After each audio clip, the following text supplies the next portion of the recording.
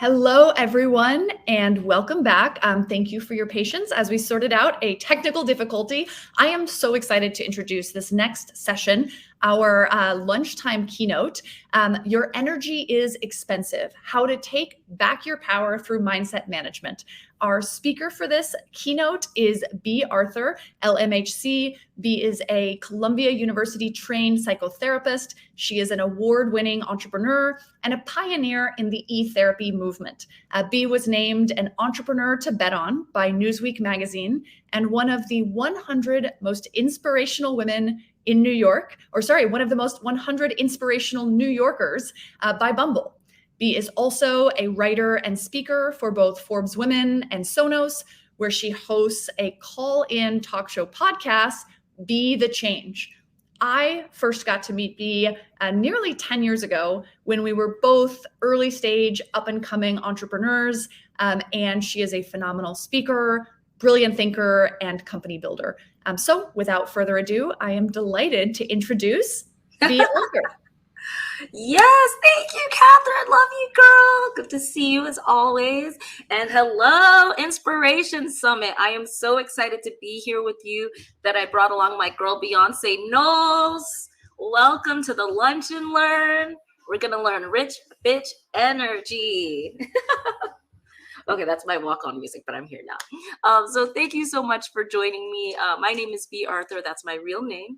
I am a licensed mental health counselor, and I'm the founder of the CEO of The Difference, a modern mental health service that provides same-day therapy sessions by phone, because we believe the right talk at the right time can make all the difference.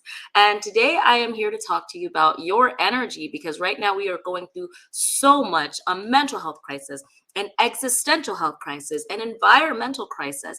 And it's really important to keep your energy for yourself so you can focus on your goals, your own mental health, your own physical health, because the world needs you at your best. Even though the world is kind of at its worst right now, the world needs you at your best. So I'm going to show you how to do it.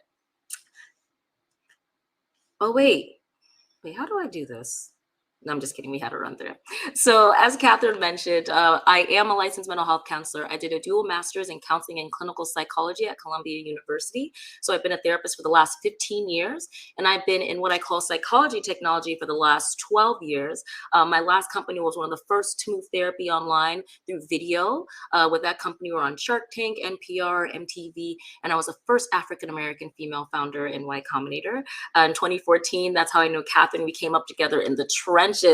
Before Me Too, before BLM, before anybody was taking lady founders seriously or Black founders seriously. So I've learned a lot. One, as a therapist, and two, as an entrepreneur in New York City. Nobody can touch my hustle or my struggle. So I've learned a lot. It's taught me a lot of resilience, a lot of emotional endurance, and I'm really excited to share that with y'all today. Oh, I keep doing it the other way. And so that's a little bit about me, a little bit about my company, The Difference, which is my baby boy, my pride and joy. The Difference, we believe that everybody deserves someone to talk to on a bad day. So I basically trained a lot of therapists as customer service agents, and we connect you with a live licensed human therapist in 30 minutes or less by phone, because we believe the right talk at the right time can make all the difference again. And this is how we do it. So as I mentioned, no matter where you are or who you are, you should be able to connect with someone, whether or not your insurance will cover it, whether or not your employer will cover it, whether or not you're an adult or an adolescent. I do think we'll all be better. This will make a happier, healthier world if everybody is able to talk to a helping professional in the heat of the moment when you need just more support. And some of the ways we do that is we do it for students. We do have a social emotional learning program for students, and we also have one for staff. So if you're ever looking for any corporate counseling sessions like today, just hit us up at info@thedifference.co. And now on to the main event. So I'm so excited for this talk because right now there is a mental health crisis. I have been banging this drum about the need for easy access, high quality, universal therapy for over a decade now.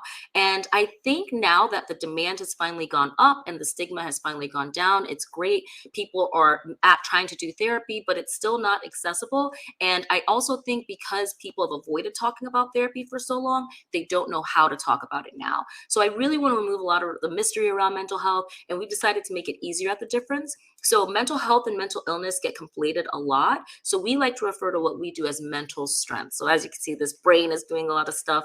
And one of the main things that gets a lot of your energy is anger. And right now, society is feeding us a lot of anger. Our lives are feeding us a lot of anger and exhaustion. And so instead of anger management, which is like an old term, then it turned to mood management, which is, a little bit better because it's like, okay, well, maybe my mood is low or high today. But I think energy management to me resonates the most because your energy can be different every single day. And that means your performance and your best will be different every single day. So I think it's really important to make sure that you understand your energy, how to measure your energy, and you know how to regulate your energy and emotions. So we're going to learn how to do all of that today. I keep trying to click over there.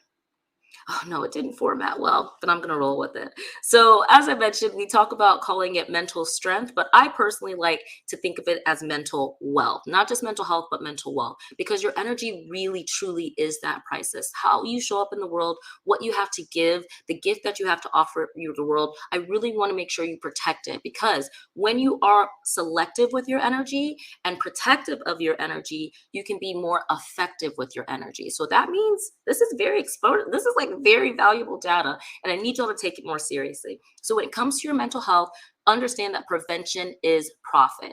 It's hard to come back after you've blown up on someone, after you're burnt out. So there are daily steps that you can take to make sure that you are at your most valuable and your most powerful. So the ultimate thing is prevention is profit, period.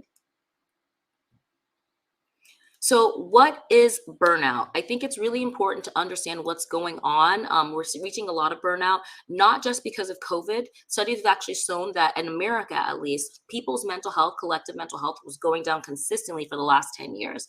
I personally think it has something to do with social media. Unfortunately, you could see an actual tick in when Facebook and Twitter, when social went mobile, when we kind of all got used to the constant feed, right?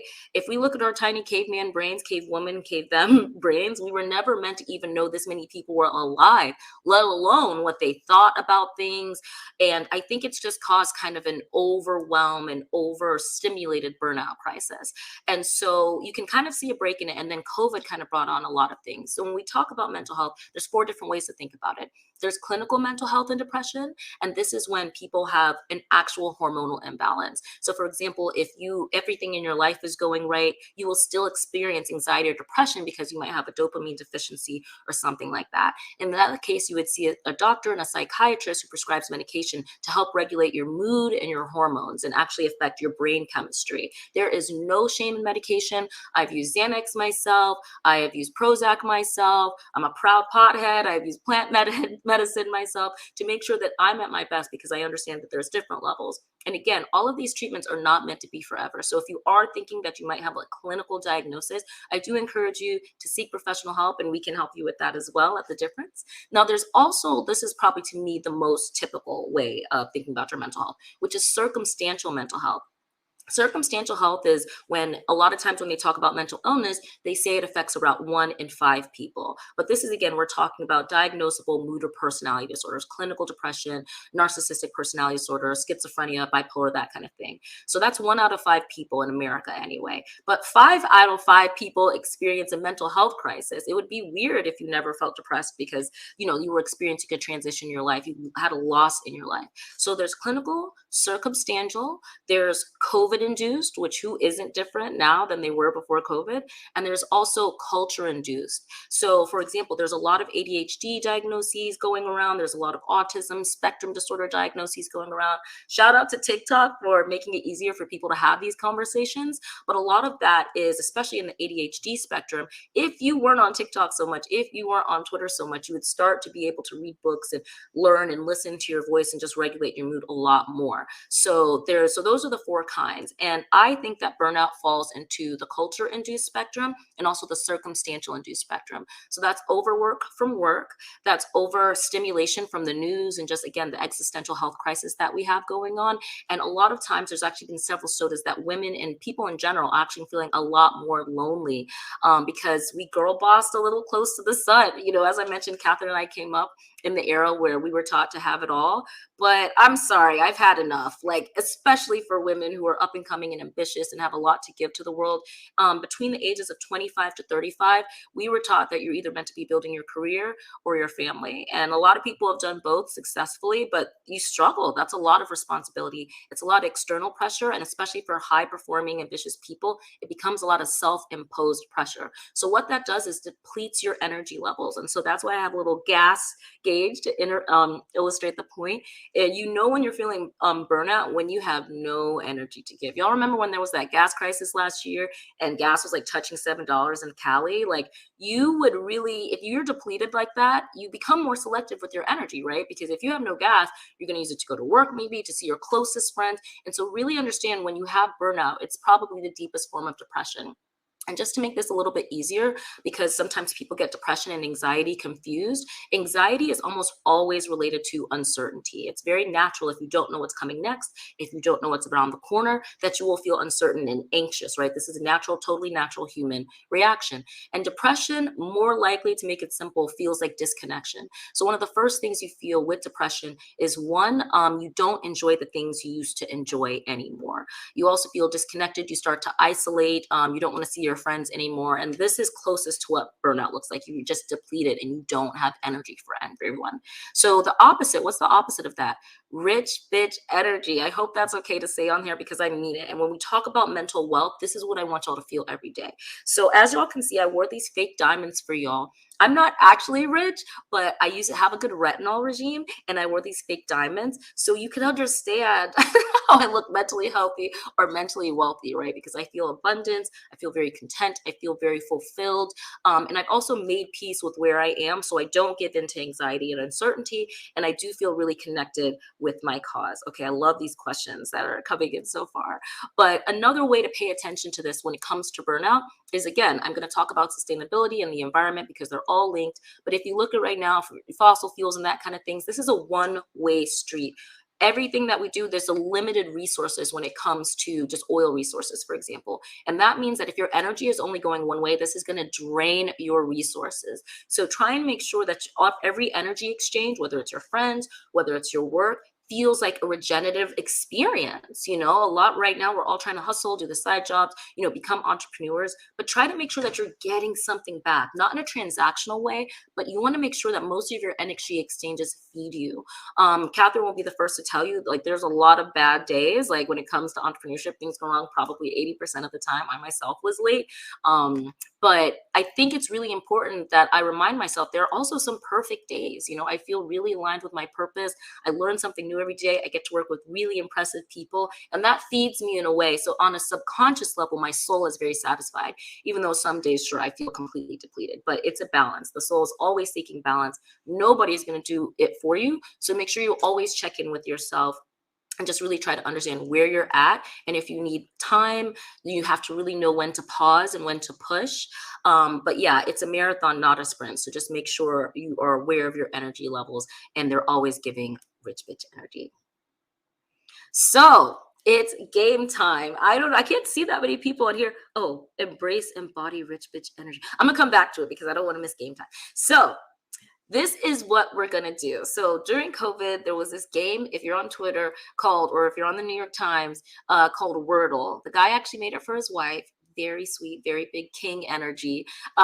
He made this game for his wife. It's just a word game. And I really like to illustrate some of the top 5 most draining emotions. Because again, when we talk about our gas tank being full and feeling fulfilled on a soul level, there are emotions that easily burn up the most energy. And again, if you connect your mental health to your physical health, these things cause the most inflammation. Stress is literally just inflammation. There's a conflict in your mind, heart, or gut that is just, it's taking too much time to run that program. Your bandwidth is occupied. And there's, to me, 5, there's more than 5, but just for the sake of the game, there's some words that will show you that exactly kind of things that take up too much of your energy and deplete your stores. So if anybody can just put in the chat, some of what your guesses might be. So the way Wordle works, it gives you a little hint.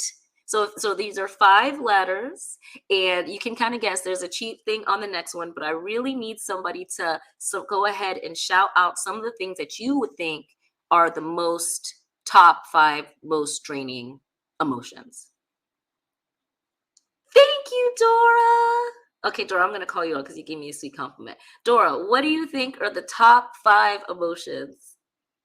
Oh my, Kelly Peterson, nobody ever guesses that because it's a cheat. Fear is actually a 4-letter word, but it's a fan favorite. Fear's the number one thing. Humans are the only animal that, 1, deny their instincts, and 2, have the ability to worry about things that haven't happened yet. So fears take the cake by far. Kate Kelly Peterson, you get a hug from me. Nice. Oh, Kezzy just did too. Nice. It's kind of a cheat. It's kind of a trick question, but I just had to put it on there because fears aren't, they're real, but again, when it comes to your energy store, these are things that haven't happened yet. And again, you have control in your life. It's really important to get that back and always remind yourself. So when it comes to any emotion, there's always an antidote to that emotion. And we'll talk about that a little bit later. Rage, yes, Tracy Van Tassel. That's such a cool name. Hate, these are very good, but they're 4-letter words, girl. These are 5-letter words, but you're correct in that rage is one of them because anger, actually, you know what? Let's just go and do the reveals. Doubts, yep. Hold up, wait, let me look at all these. I love the participation. Let me shout out some of these guesses because I really am glad y'all participated. Fears, yes, facts. I just talked about it. Stress. Stress is actually number 1, very highly related to anxiety, but it's a cheat because it's 6 letters. But yes, stress literally causes inflammation in the body. You see it when you don't sleep. You might look a little puffier because your body is not at rest. It hasn't reset and restores itself in a way to give you the energy that you need mentally for the day. When I don't sleep well, I don't know how I'm gonna have kids. When I don't sleep well, I'm useless. I'll be in a meeting. I will not remember your name. It's pretty bad. Hurts. Tracy, you're really good at guessing, girl. Damn, should I put that on there? Well, yes. So hurts is very good. We all have emotional injuries and ego injuries that will keep us limping along energetically. So yeah, really, really invest in your friendships and relationships to make sure you have psychological safety and you're not getting catching strays when you need to be forging ahead. Guilt, yep, that's on the list. These are great. Festo, is that like pesto? I don't know what that means, Olu, but but I like that. It might be a different multitasking, worry. These are fantastic. Okay, y'all are really good at this game. Guilt is a good one. Shame. Yep. Okay, y'all get me. Focus. God, I wish. All right, so yeah, so I'm going to go ahead and do the reveal. So there you have it. I'm going to go through each of these and talk about 1, how they affect your energy, and 2, there is an antidote to every single thing on this list. So our bodies are great. I really want us to start to trust our bodies because there is so many things that we can do. A lot of times we're looking for external things. We want to go shop. We want to do retail therapy instead of regular therapy. But these are things that are external. You have a lot of inner resources, especially if you're on this call. You are a person who's curious, who is seeking, who wants to do better in both personal and professional development. So you should know what you already have because you're a rich bitch. So doubt. This is to me as a therapist, this is kind of a secret, don't tell nobody, but therapists learn more from their clients than they learn from us.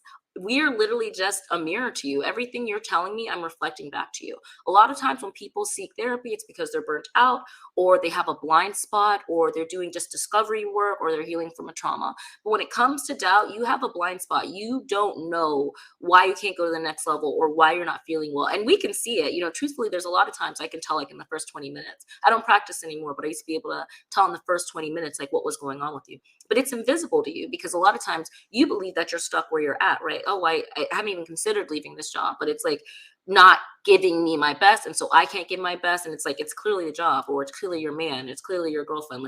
You need boundaries with your parents. And so I really want us to no longer doubt ourselves. Humans are the only animal that denies their instincts. Think about it. If I was a beautiful gazelle, visualize if I'm a beautiful gazelle and I'm drinking water in Africa, because that's where I'm from, and I look up and I see a lion, am I going to be oh, maybe he's not hungry? Maybe I can change him. No, I am going to run because that is what my flight or flight instincts will do, right? But there are a lot of people who will stay with people, stay in friendships, stay in situationships, stay in jobs that are actively causing harm to them, causing hurt to their emotional energy stores. Do not doubt your instincts. Tune in and really feed that frequency. So the opposite of doubt is certainty. And how do you get certainty? By listening to yourself. So again, don't deny your instincts. Anger, this is a big one. It's just like when you start a car, they say that takes up the most energy of your whole ride, right? Because you can go 0 to 100 real quick, like Drake said.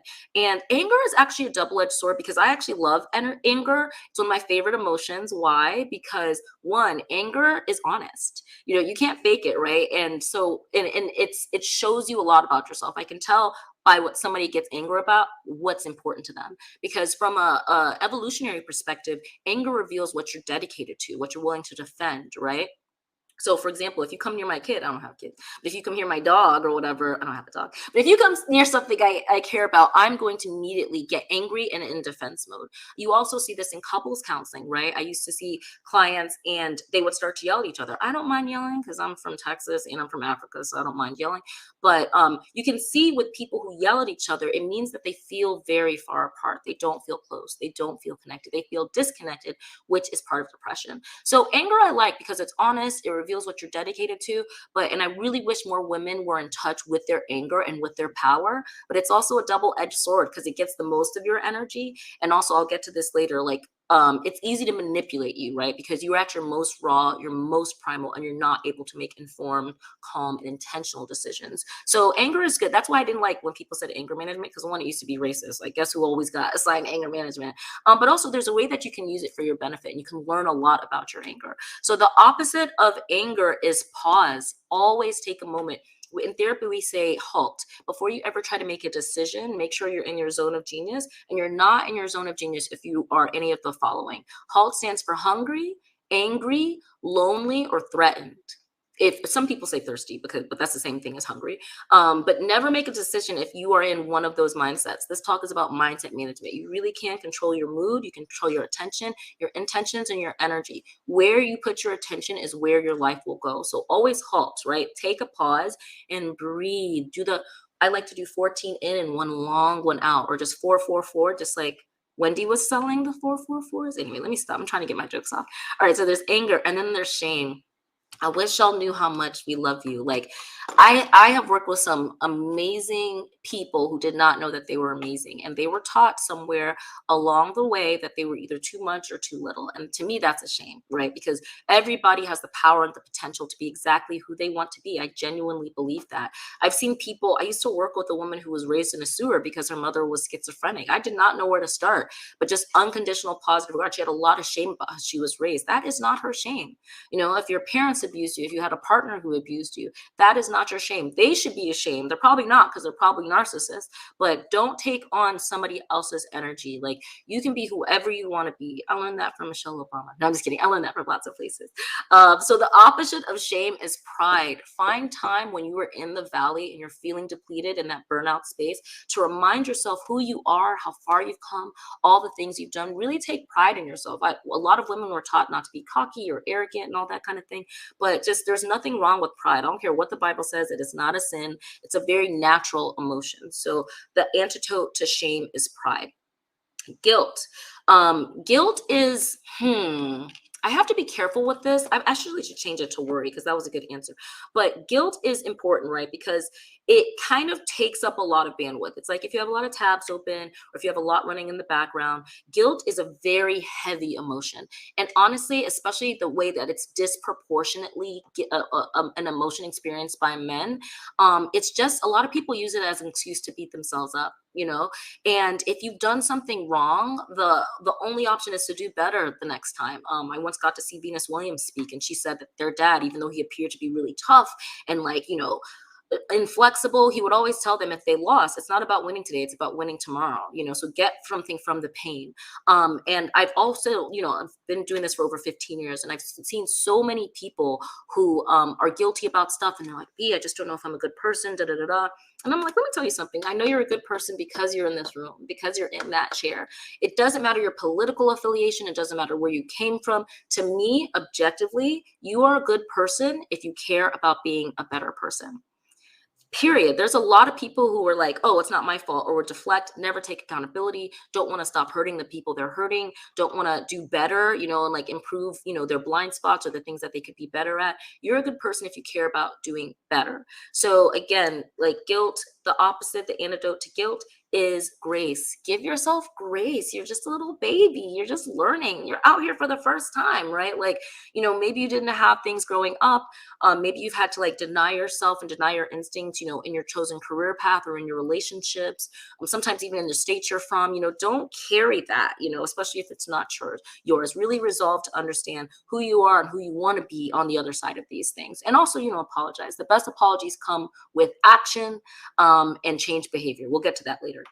And as I mentioned, fears. So fears is really important. And I'm just going to go ahead and tie this to anxiety because it really, what we feel anxiety when we feel uncertain about something. And when we feel uncertain, we're just scared of what's going to happen, right? Because if you think it's going to be good, you're not as scared, you're excited, you're not scared. And our body actually understands fear and excitement and nervousness the same way, right? Like I was on Shark Tank, don't watch, it did not go great, but I always describe it as it was walking down the hall. I thought I was going to kill it. My producers thought I was going to kill it. I had a super cute outfit on and it didn't go well. And I always describe it as like, it's like you're walking down a dark hall and you think there's going to be a surprise party for you and all your friends are there, but then you get jumped. It's like an alley. That's exactly what it's like. So the antidote to fear, and again, this is all about stress. So stress, the stress hormone is called cortisol, and there is actually a natural antidote in our body called oxytocin. So oxytocin is also known as the cuddle hormone. It's secreted post-coitus, post-sexy time.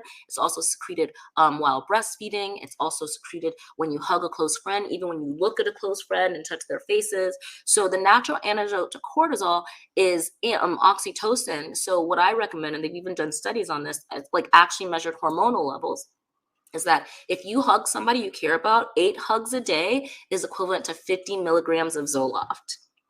So if you have not hugged nobody, if you are still in your COVID default stay at home, find time to hug the people you love. It's literally all that matters. So hug people and get your oxytocin points up. You will feel better. I promise you. This is preventative mental health care. I wouldn't lie to you. So normally I don't think we're allowed to do breakouts. I don't think we can do breakouts, but what we can do on this point is everybody should be able to identify what makes them feel better when they feel bad, right? Some people like to go for a run, not me, but it actually helps some people. So it's really important that you know what works for you. Some people like to isolate, some people like to go out. So I always like to do a breakout group and everybody can say like what really works for them when they feel better. So this is the age-old question. Do you know? And if you do, please share in the yes, 8 hugs. Christina, this is why I can't look at the comments. Y'all are so funny. Hugs are essential. If you live alone, get out there, see your friends. It's really important. It's hugs are, community is the cure. Like we are tribal animals. We were not meant to do this alone. I don't care what capitalism told y'all.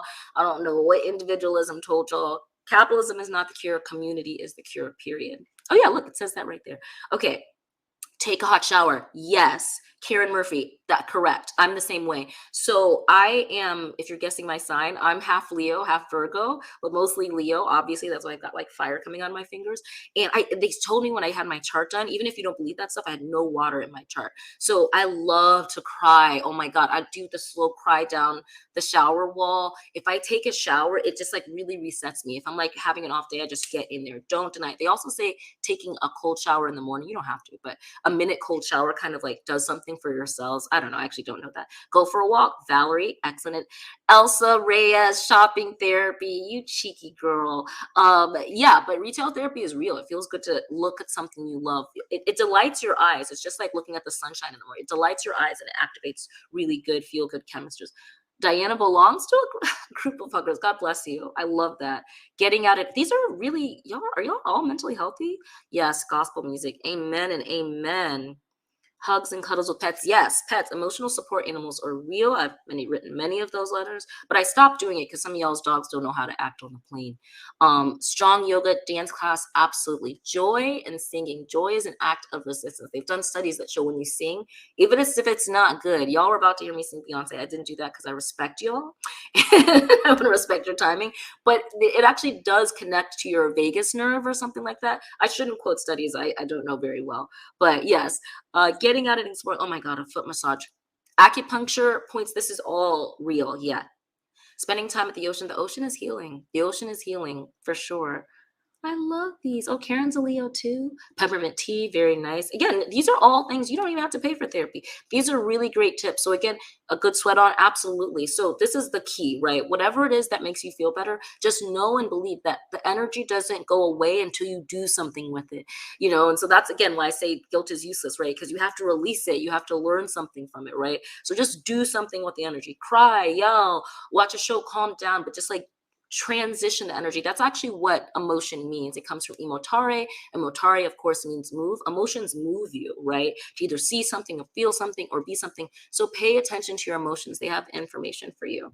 So yes, thank you so much for sharing, class. And this is an old presentation, but I love Will Smith still. But yeah, he gave into his emotions. Really, really understand your anger. So I'm going to wrap this up by sharing my top 3 recommendations. I call them Beatitudes. Beatitudes back in the Bible times were something that they said was a best way to be. And my name is B and I have attitudes. So that's why I came up with my own Beatitudes. So the number one to me, as I said, anger is a very powerful emotion for you to understand.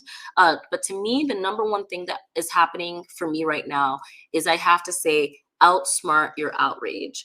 As I mentioned, anger is one of the most powerful. It takes you from 0 to 100. What we see right now with the media, I hate to say it because I love Twitter, I love TV, but just like the news is just very disempowering, right? Like I used to be having like, if I had a good day, I would get on the subway, I'd check Twitter and I immediately something terrible. It's very disempowering, right? And I just started to notice my body. And again, listen to your body. The body is the only thing that doesn't lie. Men lie, the media lies, but your body will not lie to you. Pay attention to what it's trying to tell you. So if I just started to know I would get irritated, oh, I forgot to mention, anger and irritability is actually something else that's associated with depression. So if you start to notice you're just moodier than normal, that's anger. That's anger brewing in the background and just trying to get you. So outsmart your outrage. A lot of these people these days, clickbait, there's just things that are meant to move your mood, again, emotion, away from your power, right? That's what they call it, liberal tears or whatever. Like nobody should have power over emotions except you, not even your own negative thoughts. So make sure that you're always trying to outsmart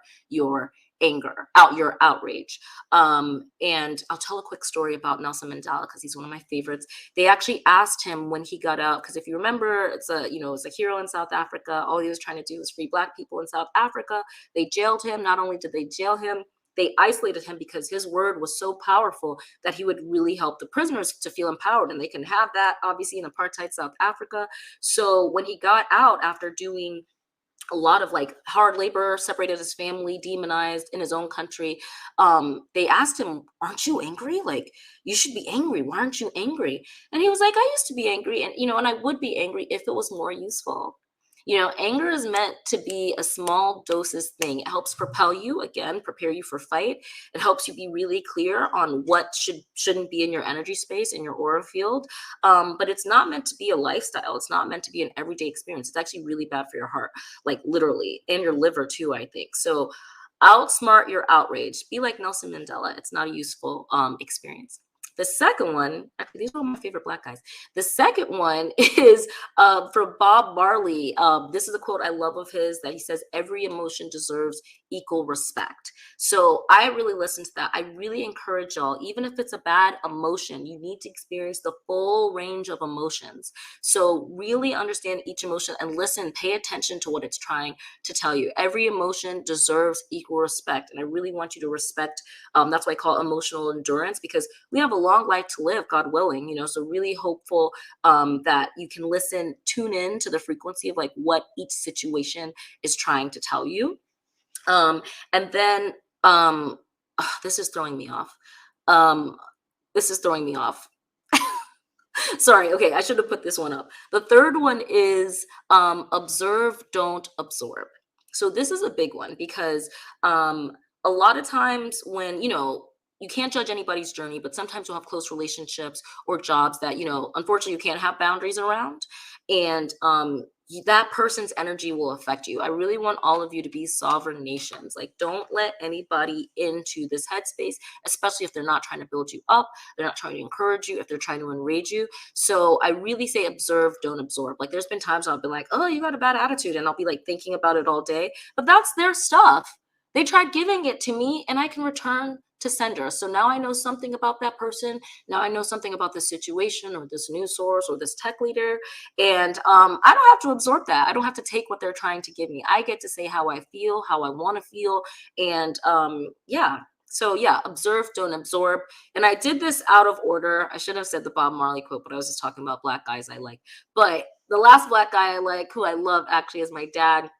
And this is something that I learned from him. My family is from Ghana in West Africa. I was the first one born here on both sides. And I grew up in Houston, Texas, just like Beyonce and Lizzo and Megan Thee Stallion. Houston is a great place for Black girls, and that's me. So when my dad was growing up in 1980s Texas, this was before the Employee Opportunity Act, which my dad worked at one job his whole life. I'm a job hopper. Like, well, before I started my businesses, I would like quit jobs with no problem because of my dad in this story. So he worked for the City of Houston Health Department, and he decided after a while that he wanted to get a different job. He had a PhD in public health, and he was like, let me go for a different job. He interviewed with this place for a long time, probably 2 or 3 or 4 interviews, and they couldn't make up his mind about him. And finally, the guy was honest with him and just told him straight up, James, gosh, we wish we could hire you, but you're Black and you have an accent. And in 1980s Texas, they could tell you that to your face before, but my dad, thankfully, because he was raised in Africa, where if you didn't get a job, it wasn't because you were Black. If there are people who would have grown up in interpreting and absorbing that energy, right? But because my dad was a grown man, he wasn't like, oh, I'm bad because I'm Black. He was like, oh, white people can be racist and they'll lock you out of opportunities if they don't like you. So as a result, that's why I have this Hillary Banks accent. That's why I was a job hopper. My dad stayed in that job till he retired, and it was a good job. He worked for the City of Houston Department of Immunization. So respect to my dad, but he didn't it was data for him. It didn't do damage to who he was, his self-identity, his self-worth. So like I'm saying, somebody will try to give you stuff and say you're too much or too little. You do not have to accept that package. You do not have to accept that package. Return to sender. So make sure you consider it data, not damage. So that's some advice from my top 3 favorite Black guys. Okay, finally, what self-care really means. So I got to talk about my dad. Thank you so much for letting me, and talking about the people you love also helps. So I talked about my dad. Now I got to talk about my real favorite person, my mommy. So this is my mama. I'm a real mama's girl, for real, for real. She's the oldest of 8. And she's done so much. She still has a company that she started when I was 12 in Houston, Texas. And she's just an amazing woman. She's an entrepreneur. Growing up, seeing her do it is one of the reasons I was never fearful. A lot of people have fear about taking that, but it's normal. It was normalized in my house. She's such a hard worker. She has such a good heart. And because she was the oldest of 8, she's very silly. But she also really wanted to be a mom, and she's a very good mom to me. And so the reason I'm showing y'all her picture and telling you about the way she loves me and the way she raised me is because self-care does not mean bubble baths and like meditating or whatever. It can, but true self-care is caring for yourself the way that the person who loves you the most would care for you in a time of crisis, right? So my mom knows, again, that's why I asked all the different ways that you can make yourself feel better when you feel bad. My mom knows, like, I just need to be left alone, right? Like, so if I'm home and I'm like mad about a work call or something and I go in my room, she doesn't, what's wrong? What's wrong? Like, she's not that. Some people try to do that to me. She knows to leave me alone. She'll be like, food's ready. If she has 90 Day Fiance on the on the DVR, she'll invite me for that. So that's really what self-care means for you. Look at the way somebody who loves you the best. For some people, it's a parent. For some people, it's a partner or their kid. And see how they treat you, and treat yourself that same way. Give it to yourself. Nobody else is going to do it for you. This train does not stop. So really give back to yourself. So to me, that's what self-care really means. Something I love to do when I care for myself is connecting with people. Connecting with people makes me feel aligned with my purpose. Obviously, I was meant to talk to people and help people. So I just want to say thank you all so much for letting me do that today. Thank you for having me. We do have a little bit of time for questions. So I really hope you can take all this and learn how to treat yourself well, and again, have rich bitch energy. Thank you so much, Denise and Fairygodboss. Oh, cuddling my baby girl. Okay, do we have time for questions? 1:35. Sorry, I'm scrolling all the way down. Thank you. This is really nice. Oh, I love all the love for our moms. They work so hard. Thank you, Tennille. Really? Oh, Genovia, you're the best. Oh, thank you so much. Thank you, Christina. Thank you, Marie. Thank you, Lauren. Are you taking new clients or best friends? No to new clients, but we're already best friends. Thank y'all so much. Oh, y'all are so sweet. So are there any questions? Oh, thank you. This is very lovely. Y'all are very loving people. I'm feeling it. Any questions? Oh, wait, let me look at the private chat and see. We can take 1 to 2 questions. Okay, we can take 1 to 2 questions. So oh my God, y'all are too sweet. Thank you so much. What does my mom do? My mom, y'all are funny. My mom we started personal care homes in Houston, Texas. They're like nursing homes, but in smaller homes, so only 3 to 5 residents at a time. Adults on the autism spectrum disorder. We also had a day treatment facility, and my mom ran all of that, man. Yeah, she got real rich bitch energy. She was always tired, and I really stressed her out. I was really bad in high school, so that's why I like to spoil and praise her now. But yeah, that's what my parents did. But I meant a question for y'all. Click the Q&A tab. I did. You are what I needed to say. Thank you, Esther. That makes me very happy. I'm really glad. I hope y'all take this. Okay. Oh, can we share how to find a therapist like you? I am in need of this energy from therapists. Amen. I don't know if I should trust online or in person. Okay, so I am, again, one of the pioneers in online therapy. I've been doing this since 2011, over a decade. I've been beating this drum forever. And it's really important. Oh, Q&A is a different tab. Okay, I see what y'all are trying to tell me. So as far as how to find a therapist, the difference, my company is launching in May. May is Mental Health Awareness Month. We are focused on the freelance economy or people without health insurance, because as y'all know, a lot of therapists don't take health insurance, 77% in fact. So I have an agency of therapists. You can write to me either on my website, barthurtherapy.com. There is another B. Arthur if you Google her, but if you Google B. Arthur Therapy, it'll take you to my site. And yes, also the difference, we connect you with the same day session. So we're launching in May. I have a lot of therapists. We've trained them in the mental strength skills framework. We do 30 and 60-minute sessions. It's all by phone. And yeah, if you want somebody in person though, otherwise, I don't believe in competition because I believe there's enough for everybody. Mywellbeing.com is a fantastic website started by one of my proteges, Alyssa Petersell. You can put exactly what you're looking for. If you want to hear more from me, yes, please follow me. So mywellbeing.com, and we can probably send this out later. There's another one. There's another one called, y'all make me laugh, alma.com. Alma and Headway are actually really good if you have good insurance. They treat their therapists well, unlike BetterHelp or Talkspace, but they treat their therapists really well and compensate them really well. And they will tell you exactly who takes your therapist, and you can look through there. But also, I think the best one is The Difference. So if you go to thedifference.co, you can sign up for our wait list. We actually started as the first Alexis but they don't respect privacy the way I do. But yeah, I've got a lot of really fantastic therapists. We call them professional pep talks, so we can practice across state lines, but they're real good. I wish I could use my own site sometimes. So yeah, check out thedifference.co. I'm feeling the anger management. Is there any other advice to deal with that emotion? This is a really good question. I'm going to answer, therapyforblackgirls.com as well. Also Psychology Today, but it's kind of overwhelming. It's like Yelp for therapists. But I love the anger question. Okay, Antasia, Shabria Armo. What a glamorous name. Okay, so check it out. When we talk about mental health, similarly to how a doctor evaluates what's going on for you, there are different reasons you could be there. For example, if somebody has lost a leg or a limb, it could be from a car accident or it could be from diabetes. There are different ways to treat those things. So sometimes people with anger, it could be as simple as a hormonal issue. It could be how you were raised. For example, I had an employee that I loved who left because I yell a lot, not at them, but to them. And I had to rein it in because my parents yelled at me a lot because I was bad and I yelled back and I did not understand. So this is part of maturity and accountability. The best apology is change behavior. I really had to learn that lesson the hard way. You cannot yell at everybody. Like some people have trauma, some people have mommy trauma and stuff like that. So for me, it was because anger was normalized in my household and like my parents did not know how to control me.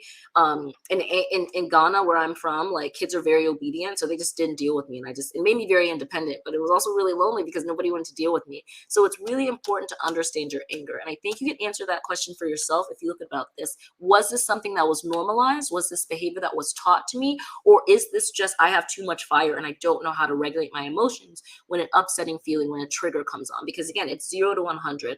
This is one of the best lessons that you can use. If it's anger, if it's guilt, if it's shame, If you have a easy access emotion that it's just a reflex, like you go too quickly, do the work of understanding where it comes from, why it comes from, and when it comes out. So again, 3 things you need to understand during any transition: what you want. So what do you want out of the situation? What do you want for yourself?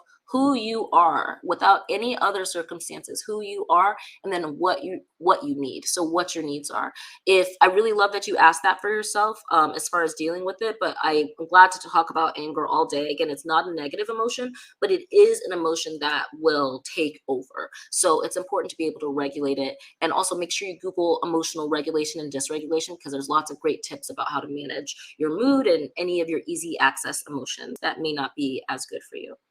Okay, I run our mental health inclusion network and would love to have you come speak with our group. Yeah, I'm fab, you're fab. Thank you, Kristen McDermott. You can email me at b@thedifference.co. Okay, we had a blast. Okay, they're wrapping it up. I can't hear you. I can't hear you.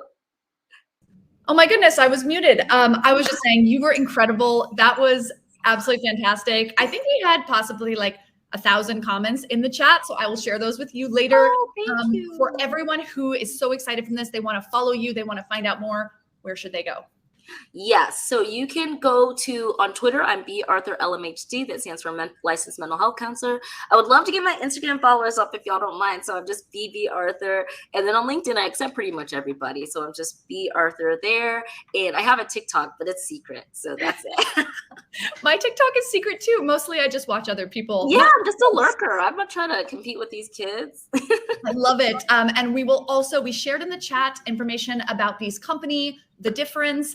So go follow her on Instagram, follow her on Twitter. We dropped those in the chat as well. We'll be sharing this after the segment. Bee, that was incredible. Thank you so much. Thank you so much. Love you, girl. Have a great day. I hope this was inspiring and good on y'all. Keep going. I'm so proud of everybody in this chat and wishing you all the best. Thank you. Love you so much. That was amazing. All right, for everyone else, we have there we go. For everyone else, we've got a couple minutes of a break. It's a networking session. If you want to use the networking feature to meet other attendees, it can be a coffee break as well. We will be back in about 12 minutes at 1:55 p.m.